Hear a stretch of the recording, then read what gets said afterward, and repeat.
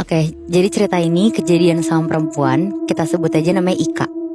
Ika itu umur 18 tahun dan tinggalnya di Bandung.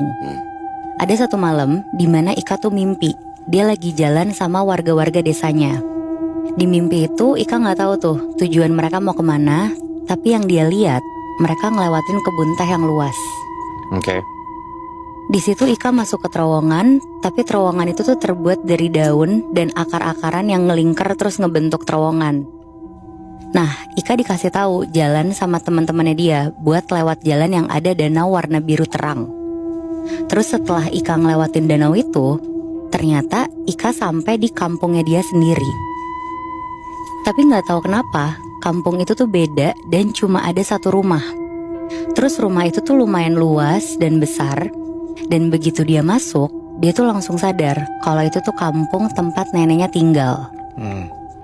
Pas udah di dalam rumah neneknya, gak tahu kenapa Ika tuh ngerasa nyaman banget di rumah neneknya. Dan di situ si Ika nih ngomong ke temennya, aku nggak mau pulang, mau di sini aja, enak tempatnya. Nah setelah Ika ngomong gitu, Ika tuh kayak ngerasa ketiduran di dalam mimpinya. Terus pas kebangun di mimpinya ini, yang tadinya rumah neneknya tuh banyak orang, tiba-tiba tuh kosong, gak ada siapapun. Di situ Ika mulai panik, dia nyari ke semua tempat, tapi gak ada satu orang pun. Dan pas Ika keluar dari rumah itu, Ika tuh ketemu sama perempuan yang ternyata tetangganya dia, pakai baju merah dan celana hijau. Terus ada juga satu laki-laki dan kakek-kakek yang pakai baju serba hitam dan jenggotnya tuh putih. Di situ Ika langsung nanya ke kakek-kakek ini, "Kek, orang-orang yang lain kemana? Aku mau pulang." Terus dijawab sama kakeknya, "Kamu udah gak bisa pulang lagi ke rumah kamu, nak. Kamu udah harus tinggal di sini."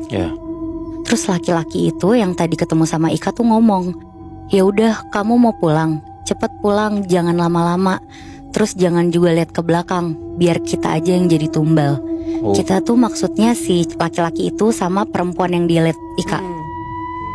Terus di situ Ika langsung nyari jalan keluar sama perempuan yang tadi. Ika mulai jalan ke danau biru itu. Terus setelah dia lewat, tiba-tiba dia tuh ada di depan gang rumahnya.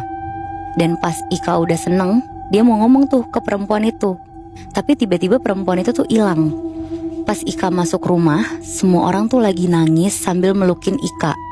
Dan neneknya Ika tuh ngomong ke Ika kalau ternyata dia tuh udah meninggal seminggu.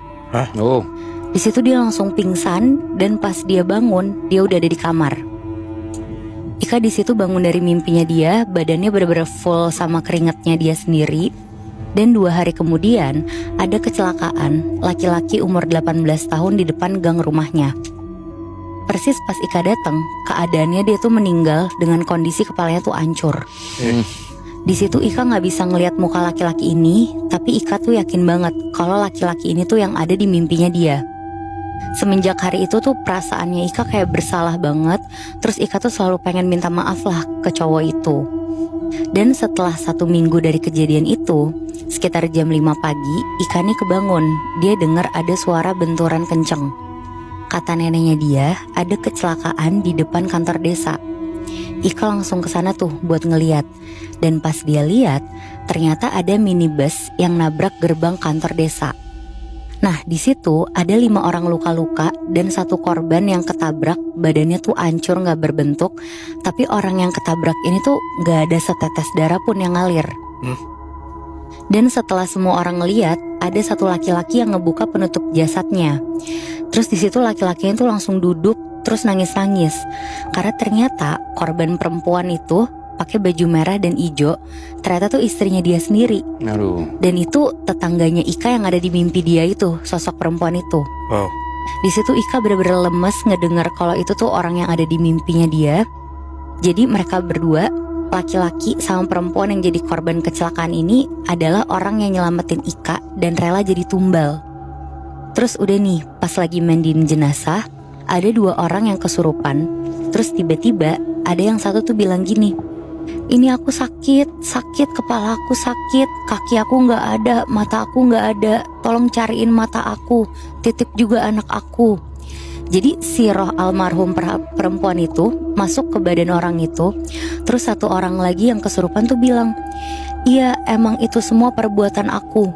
Aku yang udah bawa dia, aku udah ngincer manusia itu, sambil nunjuk ke Ika. Tapi kenapa dua manusia itu ngelindungin dia? Aku butuh satu tumbal lagi, aku mau perempuan. Dan setelah itu, Ika tuh langsung lari ke rumahnya dia. Dia gak berani keluar rumah, dan dia langsung pergi ke bapaknya, yang kebetulan juga dukun. Terus bapaknya tuh bilang, kamu gak bakal kenapa-kenapa, lebih baik kamu ikut makamin tetangga itu dan ikut upacara pembersihan jalan. Dan singkat cerita, diturutin tuh sama Ika. Nah, setelah kepergian almarhum, satu kampung tuh nerima teror dari sosok perempuan itu. Bahkan Ika sendiri pun ngalamin berkali-kali. Dan pernah satu kali pas maghrib, Ika tuh pergi ke warung. Pas pulang dari warung, Ika jalan sambil nunduk karena lagi main HP. Tanpa sadar, si Ika nih papasan sama perempuan itu. Dan dia bilang, Ika mau kemana? Dijawab sama Ika, dari warung. Di situ Ika nggak sadar, dan pas udah sampai rumah, dia tuh baru sadar kalau yang nanya dia itu tuh sosok perempuan yang udah meninggal itu. Oh shit. Nah, beberapa warga tuh juga nyeritain hal mistisnya. Tapi untungnya sesudah 40 hari kematian almarhum, semua tuh udah hilang. Sekarang udah gak ada lagi teror. Tapi setiap Ika ngelihat rumah almarhum, Ika tuh selalu ngelihat kalau rumah itu tuh kayak gak ada yang nempatin. Rumahnya tuh kosong, kayak udah ditinggal puluhan tahun. Padahal di dalam rumah itu masih ada suami, ibu, dan anaknya almarhum. Tapi yang sedihnya lagi, mata sosok perempuan itu tuh sampai sekarang masih belum ketemu dan gak tahu hilang kemana.